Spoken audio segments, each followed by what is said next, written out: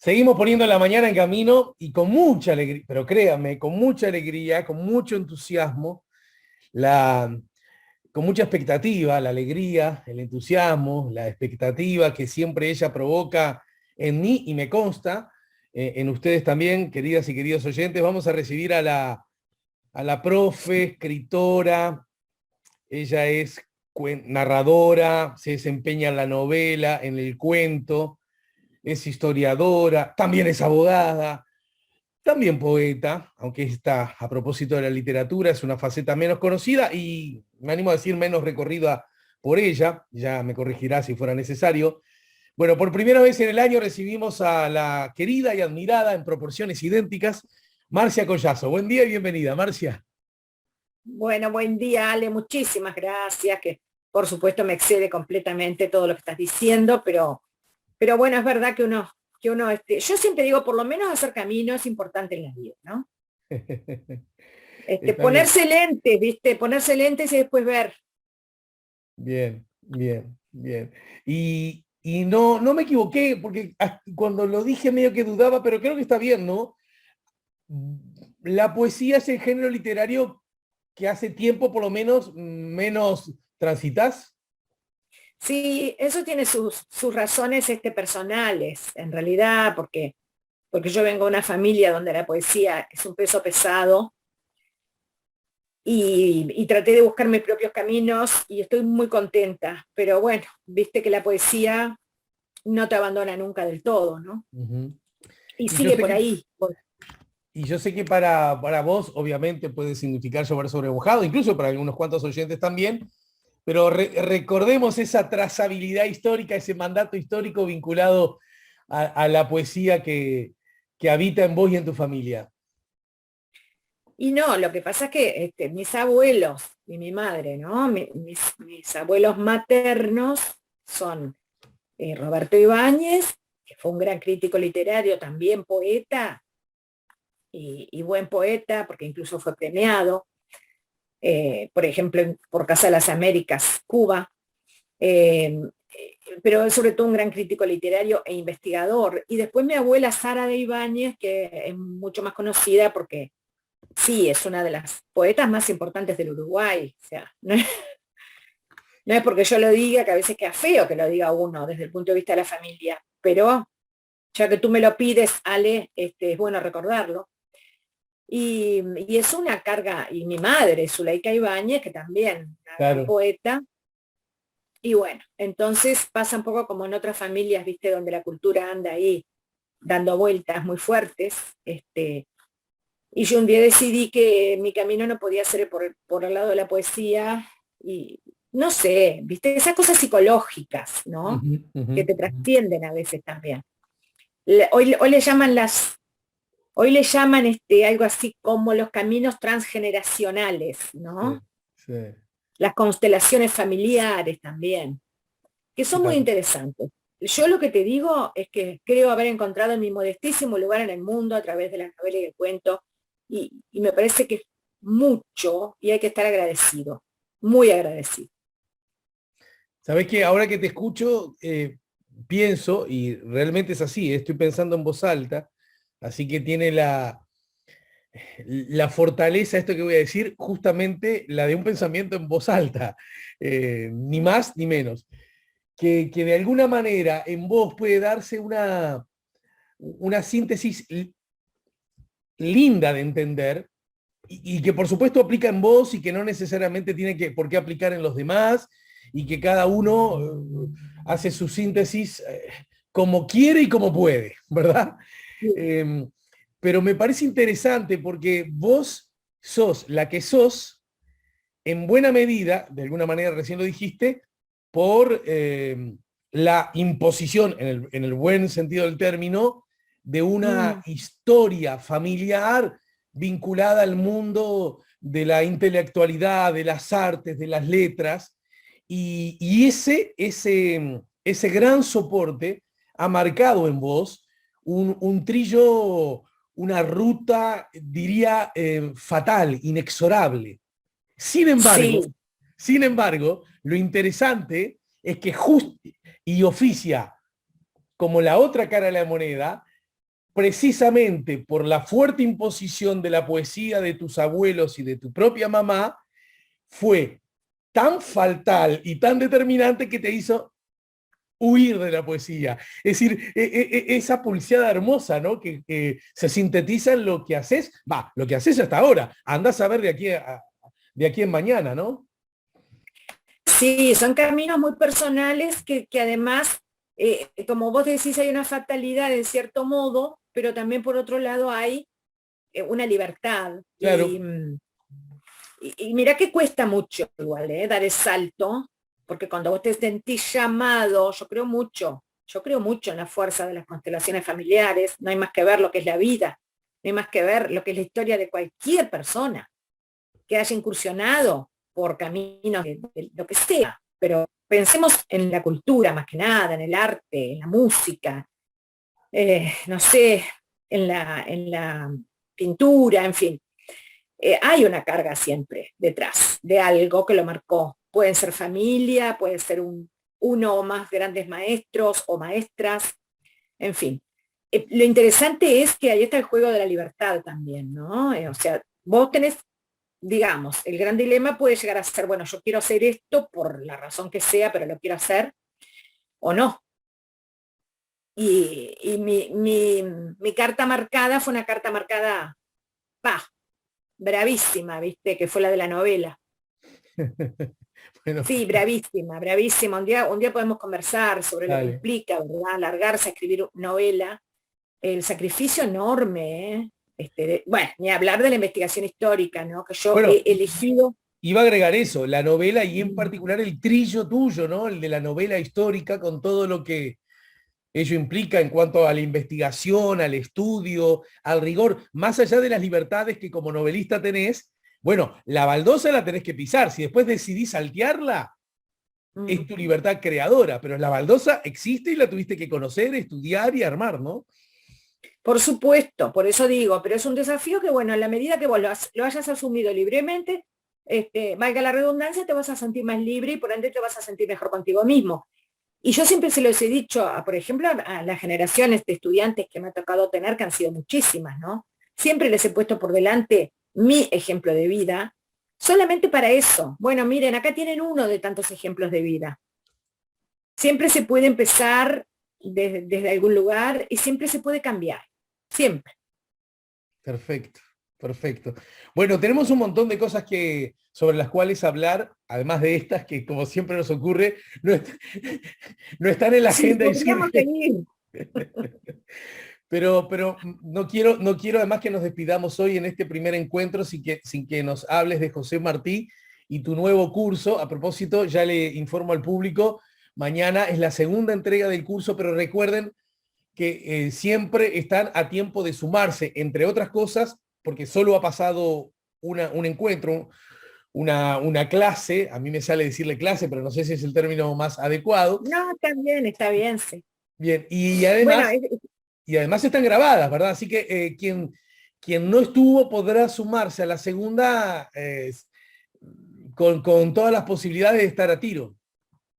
por supuesto, es un curso breve que ya muchos de la audiencia tuya lo conocen. Yo doy muchos cursos breves de 2 clases, porque sé que hay mucha gente que por diferentes motivos le queda mejor eso. Y este es un curso breve de 2 clases, justamente sobre José Martí. Y como tú bien decís, sale mañana la segunda y última clase, de 19 a 20 y 30 horas.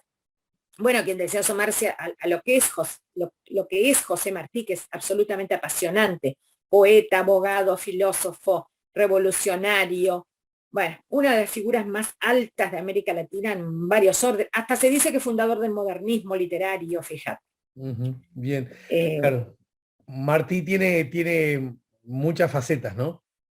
Muchísimas, muchísimas, y además a mí me encanta trabajar cartas, fotografías, ¿viste? Me encanta, huellas de vida, como yo le llamo, ¿no? Y déjame, Marcia, para que en todo caso oficie como estímulo para sumarnos mañana a tu curso, que a propósito es un curso sincrónico en vivo, ¿no es cierto?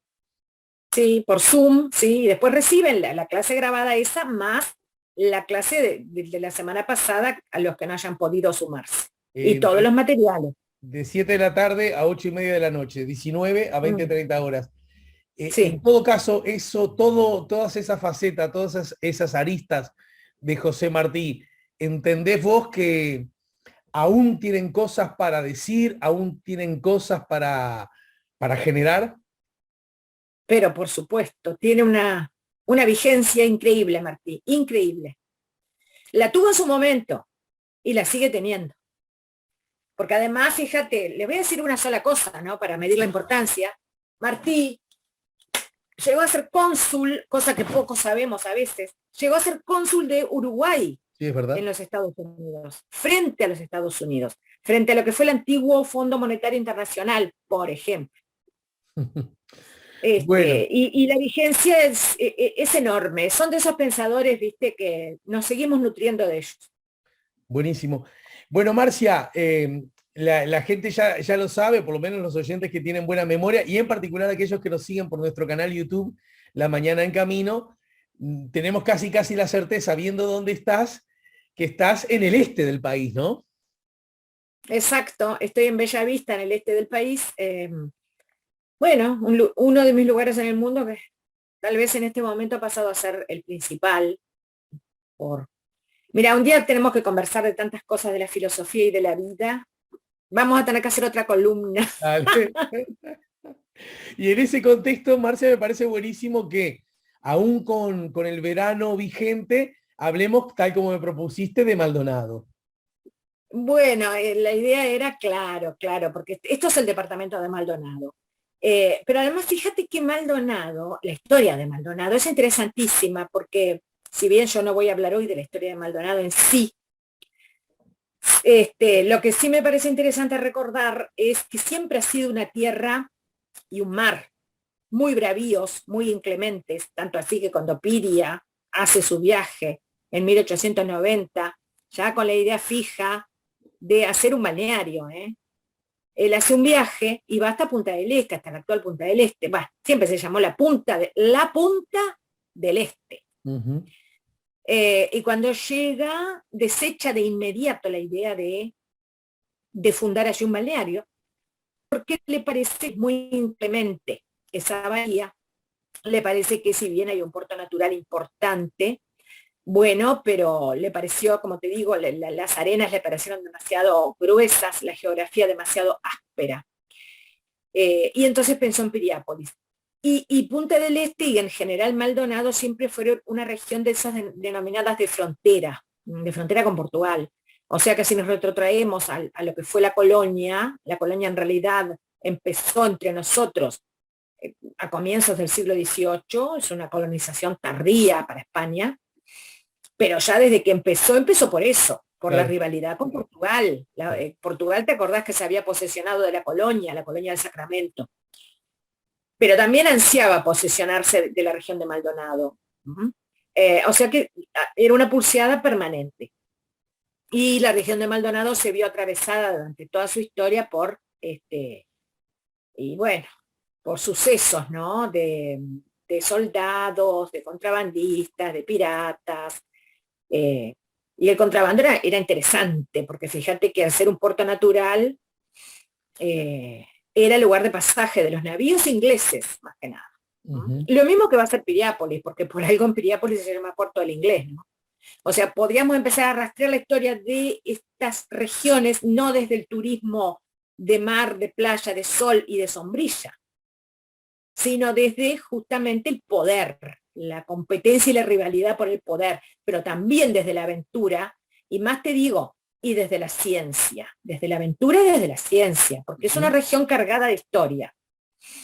Y muchísimos viajeros ilustres del viejo mundo europeos visitaron la región de Maldonado en su momento, entre ellos Charles Darwin, ¿no? O Darwin, que dejó su, dejó su recuerdo por esos lares, pero hubo muchos antes, y entre esos que hubo antes, yo quería citar, no voy a citar a todos, pero voy a citar a uno de los más importantes, que fue justamente el sabio naturalista Félix de Azara, el mismo que se llevó a José Artigas como capitán ayudante en un momento dado para poblar una región fronteriza también, pero no en Maldonado, sino en el norte. Ahora resulta que también Félix de Azara estuvo en Maldonado, con los mismos e idénticos objetivos de poblar para su rey, pero de paso también hacer contribuciones a la botánica, a la zoología, a la ciencia en general. Ujú. Ese es el primero que yo creo que hay que nombrar. Después hay muchos otros, interesantísimos todos, que de a poquito los podemos ir nombrando, pero por ejemplo no quiero dejar de mencionar a Alejandro Malaspina, un navegante italiano, que realizó un viaje nada menos que alrededor del mundo en 1782. Fíjate, había que largarse los mares. 1782 realiza un viaje alrededor del mundo en con dos corbetas, que fueron la Descubierta y la Atrevida, y la verdad que el nombre estuvo bien puesto. Y a su paso por esta región, visitó zonas como la Sierra de las Ánimas, el Arroyo Solís Grande y el Cerro Pan de Azúcar. Ese fue, y después viene otro que es famosísimo, por lo menos para los entendidos, que es Augusto de Saint-Hilaire, que era también un botánico francés, muy importante todo lo que hizo, increíble, ¿no? Él vino en 1816 a Brasil. Se recorrió, se supone, unas 2.500 leguas más o menos 2.500 leguas de territorio brasileño, anduvo por todos lados. Yo que sé, por ejemplo, Río de Janeiro, Minas Gerais, Espíritu Santo, San Pablo, Paraná, Santa Catalina, Río Grande del Sur. Y todavía le dio el resto para bajar a la provincia oriental. ¿Cuándo vino a la provincia oriental? En 1822. Para que se hagan una idea los oyentes, 1822, bueno, a ver, ese era un año de desolación para la provincia oriental. Artigas había sido derrotado en 1820 y se había ido a liberar el resto de sus batallas personales contra, bueno, dos de los grandes traidores de la Liga Federal, ¿no? López y Ramírez. Pero ¿qué pasaba aquí en 1822? Y bueno, estábamos dominados por los portugueses, que ya a esa altura además, justo en 1822, se empiezan a convertir en brasileños, empieza a surgir el Imperio del Brasil. O sea que ellos se dividen entre ellos también, ¿no? Unos se mantienen fieles a Portugal, otros abrazan la causa de Pedro I, Sí. Imperio del Brasil. Y en ese contexto que llega este hombre, Augusto de Saint-Hilaire, a la provincia que en realidad, para decir las cosas como deben ser dichas, era la provincia cisplatina en ese momento, plena de dominación brasileña, y nos dice cosas tan interesantes, Alejandro, que te digo, Augusto de Saint-Hilaire es de lectura obligada para cualquier investigador, no solamente un naturalista, sino, por supuesto, un historiador. Pero no solo tampoco un historiador. Tú imagínate, un investigador en ciencia política, en antropología, en ciencia social como economía, en fin, tienen que recurrir a él, porque dejó unas impresiones escritas tan vívidas, pero además tan exactas, tan llenas de detalles casi maniáticos de precisión, que bueno, no nos queda más que decir qué suerte que tuvimos un Augusto de Saint-Hilaire, ¿no? Claro.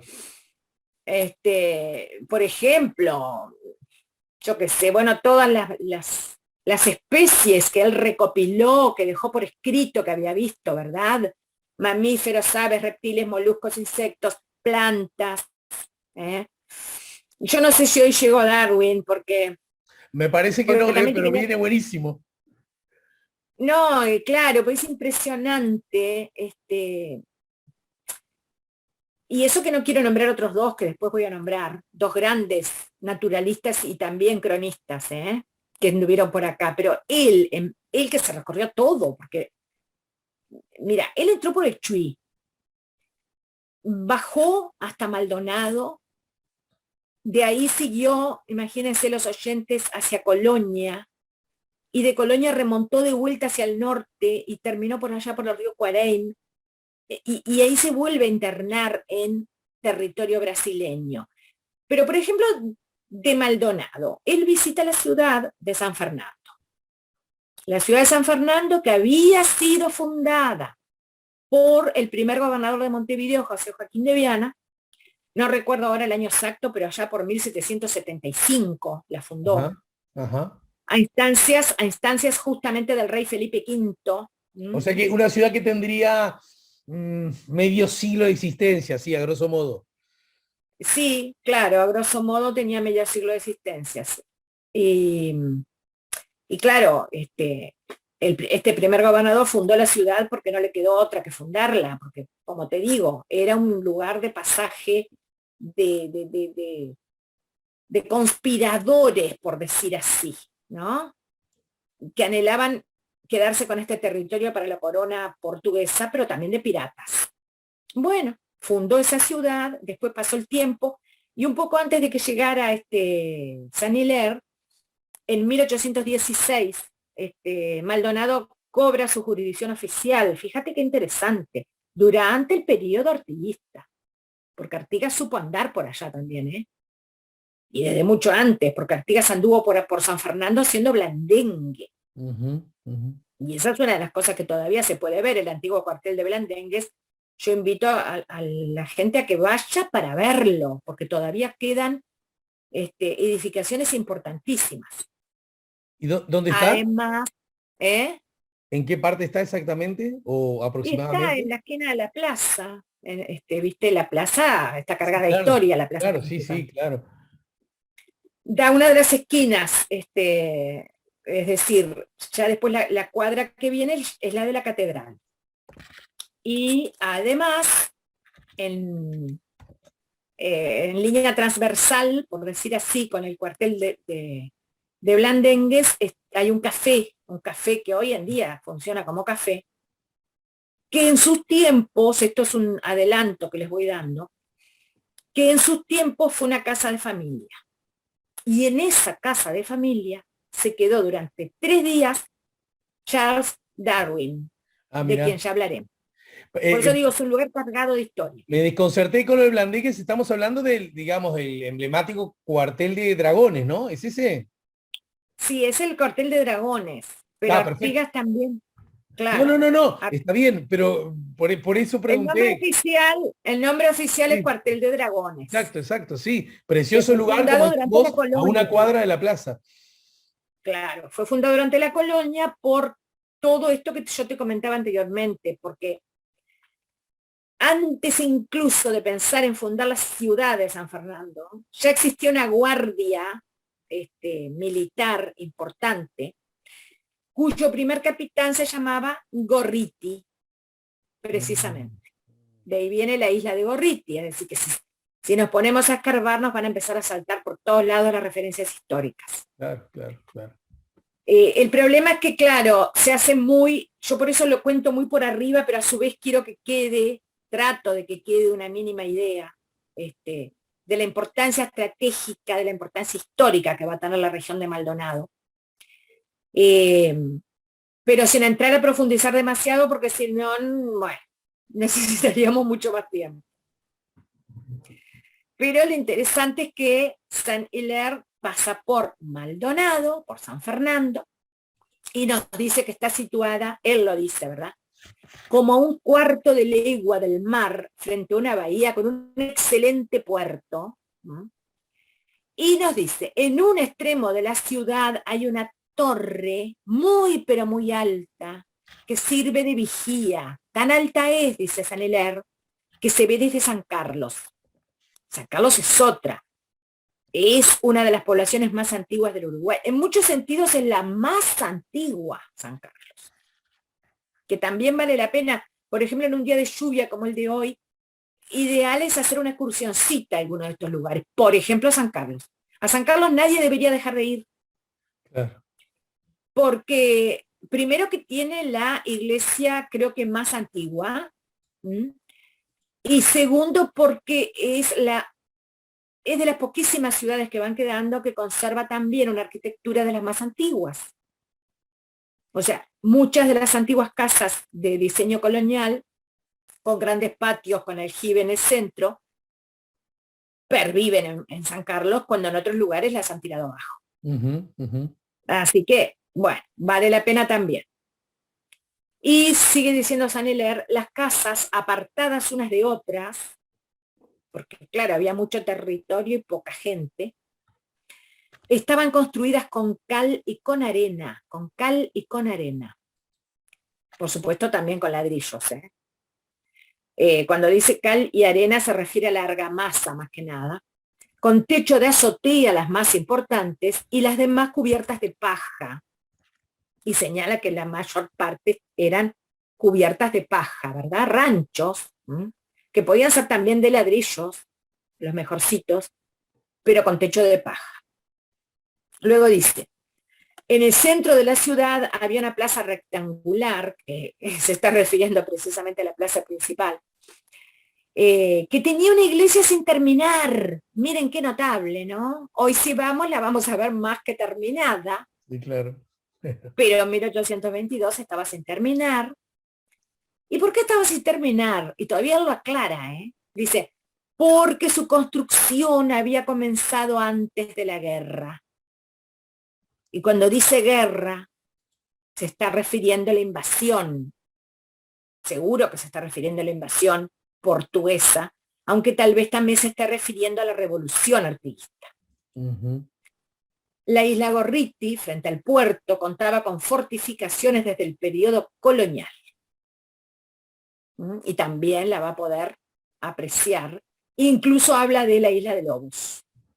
Habla de la isla de Lobos, dice que era refugio de lobos marinos, que se extraía, bueno, que se explotaba en definitiva la cacería del lobo para pieles y aceite, y dice que la explotación era concedida ya en ese momento por las autoridades de turno. Ajá. Era concedida.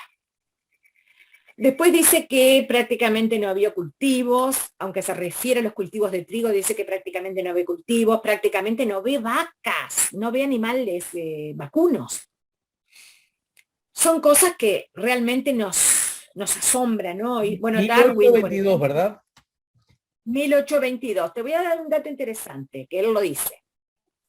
Entre esta villa de San Fernando, extramuros vienen a ser las poblaciones que están por fuera de la villa misma, y los partidos son los pueblitos. Él menciona Ceibos, Pan de Azúcar, Solís Grande y Sauce. Entre todo eso totalizaban 2.900 habitantes aproximadamente, lo cual es poquísimo. En San Fernando, él dice que no debe haber más de 750 habitantes más o menos. O sea que estamos hablando de un territorio despoblado, pero no solo de habitantes humanos, un territorio despoblado de árboles, cosa que va a señalar Darwin dentro de poco, un territorio despoblado de cultivos y despoblado de ganados. Bueno, esto no es nuevo porque la guerra y la revolución atentaron contra la posibilidad de labrar la tierra, aunque ya era muy escasa, O sea, prácticamente nunca se labró la tierra en nuestro territorio durante la provincia oriental y durante la colonia, salvo algunas regiones que sí eran regiones de quintas, como por ejemplo Canelones, o mismo las chacras del Miguelete cercanas a Montevideo. Pero no, nunca fuimos un país de agricultores. Un día podemos conversar de eso, porque a pesar de los pesares, hubo iniciativas institucionales muy, pero muy interesantes, que si se hubieran podido cumplir, estamos hablando de mediados del siglo XIX, si se hubieran podido cumplir. Bueno, otro gallo cantaría en cuanto a la economía del Uruguay hoy. No se pudo por las guerras. Sí, termina, por favor. No se pudo por las guerras civiles, pero hubo iniciativas, incluso la del presidente Gabriel Antonio Pereira, como te digo, después de la Guerra Grande, que si se hubieran podido llevar adelante, bueno, seríamos otro Uruguay en cuanto a la población rural, la colonización, la forestación, los cultivos. Es impresionante toda la iniciativa que existió en ese sentido. Te estoy hablando de de 30 años después de que estuvo por estos lares San Hilaire. Ujú. Pero Y también San Hilaire, una cosita para que no me quede picando. ¿Y cuándo? Porque hablaste de que San Fernando tenía, según ese cálculo, unos 700 y pocos habitantes, ¿no? sí, sí. San Fernando Maldonado. Y no quiero desviarte mucho de tu trillo. ¿Cuándo San Fernando dejó de ser y pasó, como hoy le conocemos, a conocerse como Maldonado? En realidad siempre fue San Fernando, pero Sí, se ve que se pero si dejó yo de te digo a usar. vos, vamos a comer un asadito rico, una parrillada que conocí en San Fernando, no, ¿Sabés ni de seguramente qué te me hablas? desconcierto, ¿no? Obviamente, sí. Ahora vos sabés que yo en ese sentido, bueno, tendría que investigar un poquito si pasó a llamarse de manera diferente o si todavía conserva esa antigua denominación oficial, San Fernando de Maldonado, ¿verdad? Sí, sí, sí, Porque sí. eran una villa, la villa de San Fernando de Maldonado. Bueno, Eso era lo que la iglesia de San Fernando, ¿no? sí, pero eso que tú decís es bien interesante. No sé si en algún momento se dejó de usar oficialmente esa denominación. Bien, bien, está, perfecto. Eh, Bueno, y no nos olvidemos que los que nacen ahí le dicen Fernandino, ¿no? bueno, ahí está. Viste que eso sí se conserva, eso quedó un poco en la mentalidad popular, recogido en el habla. Bien, perfecto. Nos quedan unos pocos minutos por hoy, señora Marcia. Bueno, entonces vamos a decir nada más que alguna otra cosita de Saint Hilaire, eh, como buen investigador integral, porque no era solo un botánico, era un curioso. Por ahí, por ahí empiezan todos, al fin de cuentas, ¿no? Por la curiosidad de ver el mundo y de preguntarse. Entonces, Saint Hilaire, que llevaba todo por escrito, como te digo, le llamó la atención la pulpería. Mm. Porque además imagínate que no estuvo solo en San Fernando, como decíamos, se recorrió medio territorio y sobre todo en su subida hacia el norte. Entonces dice que le llama la atención la pulpería, dice que es el único centro de confluencia social, que no hay otro. Y dice literalmente que las personas, los paisanos acuden con los bolsillos llenos de pesos y vuelven a su casa sin un peso. Luego enfatiza el importante número o la gran cantidad de pulperías que él encuentra en la campaña. Le llama la atención la reja, o sea, la barrera, le llama la barrera, entre el almacenero de mercaderías por un lado y los compradores o los que despachan bebidas por el otro. Y llega al extremo, viste que yo te decía hoy que es exasperante el detallismo de este hombre, llega al extremo de describir a los caballos. Dice, los caballos quedan ensillados, atados al palenque pero ensillados, esperando tranquilamente que sus dueños terminen el partido de cartas o que terminen de emborracharse. Y luego describe otra cosa que, claro, a nadie le va a sonar asombrosa. ¿Qué comían los orientales de aquella época? Y bueno, comían carne, nada más prácticamente. Entonces él dice, a él le asombra, porque imagínate Alejandro, un francés de comienzos del siglo XIX, bueno, los franceses no comían nada más que carne, todo lo contrario. Sí, claro. Un campesino francés típico lo que comía era sopa de coles con algún pedazo de tocino con mucha suerte y otro tipo de verduras, de potajes, ¿verdad? Lo que conocemos como potajes, es decir, una especie de guiso, diríamos, hecho con algunas verduras y granos, eh, granos, quiero decir, por ejemplo, alubias, las famosas gachas, como se lo conocen en el viejo mundo, harinas y manzanas y peras, y no mucho más, no mucho más. Y eso te estoy hablando que comía la gran mayoría de la población. Y comerse un pollito, un ave de corral, era un lujo. era un lujo. Fíjate que en esa época era común, porque te lo dice la literatura, te lo dicen las crónicas, etcétera, etcétera, que el dueño de casa se comiera en la presa más importante de un pollo, cuando se podía hacer un pollo, y que el resto de la familia se conformara con el resto, con los huesitos. ¿Mm? Ujú. Bueno, pues eso que él ve lo llena de asombro y nos dice, a pesar de que había pocas vacas, en esta región, dice, la carne es casi lo único que se come. Y después pasa a describir carne asada, carne hervida, carne picada o cortada en pequeños trozos. Siempre carne. Y entre las miles de cosas que nos cuenta, dice que, por ejemplo, se le ofrecían en la cena, cuando llegaba a un lugar, y al otro día se le volvieron a ofrecer como desayuno. Ujú. Eso que nos parece hasta risible, pero que no nos sorprende a los uruguayos, No, claro.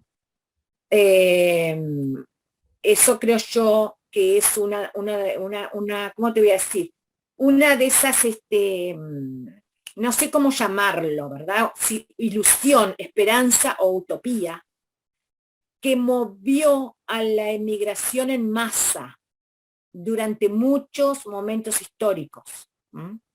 Los inmigrantes que acudían al Nuevo Mundo, ya te digo, en diferentes épocas históricas, muchas veces lo hacían movidos por esa cosa que no podían creer que fuera verdad. No te olvides que Saint Hilaire volvió a Francia después, no recuerdo exactamente cuándo, pero creo que ya para 1830-33 ya estaba en Francia. Fíjate qué increíble, porque 1833 es el mismo año en que llega Darwin. Ya estaría Saint Hilaire en Francia. Ujú. Y lo cubrieron de honores, llegó a ser miembro de, bueno, la academia botánica, etcétera, etcétera, lo cubrieron de honores. Eh, pero lo más interesante es que difundió todo esto en Francia. Y eso es una parte no menor de otra cosa que también me gustaría hablar en algún momento, y es como a partir de 1838 más o menos, fíjate, no tan después, Sí. la afluencia francesa en el Río de la Plata va a ser apabullante. Montevideo va a llegar a tener, y casi te diría, 50% de su población de origen francés. Yo creo que tenemos que conectar de alguna manera todo esto que estamos contando con eso. Ujú. Esa difusión que las noticias sobre el nuevo mundo van a tener en el viejo, Claro. aunque tal vez nunca sepamos del todo cuáles fueron los motivos últimos determinantes de esa afluencia masiva de franceses, no solo de franceses, pero en este caso de franceses. Y bueno, ¿y qué relación puede llegar a tener esto también, no solamente con Montevideo, sino con estas otras regiones que te digo que en la época eran salvajes, Bien, como Maldonado, ni hablemos de Rocha, ¿eh? bien. Rocha era mucho más salvaje. Ya tendremos ocasión, alguna vez hablamos de Rocha, pero hemos Sí. hablado muy poquito. Creo que estaría bueno volver también. Bueno, Marcia, querida, hacemos el punto por hoy, solo por hoy. Lo retomamos la semana próxima, pero antes de ello, déjenme y déjame vos recordarles que el breve curso de Marcia Collazo a propósito de José Martí mañana tendrá su segunda entrega y quienes se quieran sumar o por lo menos adquirir más información acerca de qué características tiene, deberán marcar el 098-819-306. 098-819-306. Les adelanto que desde las 19 a las 20:30 horas es que estará el curso. Es una clase sincrónica vía Zoom y quienes quieran sumarse, no se preocupen por lo perdido porque está grabado absolutamente de punta a punta y Marcia se los hará llegar, así que van a estar completitos. ¿Lo dije bien? Perfecto. Muchas gracias, señor periodista. Bueno, muchas gracias, Marcia, querida, te abrazo y te doy la calurosa bienvenida a este proyecto en su temporada número 16, La Mañana en Camino 2022. Nos importan las ideas.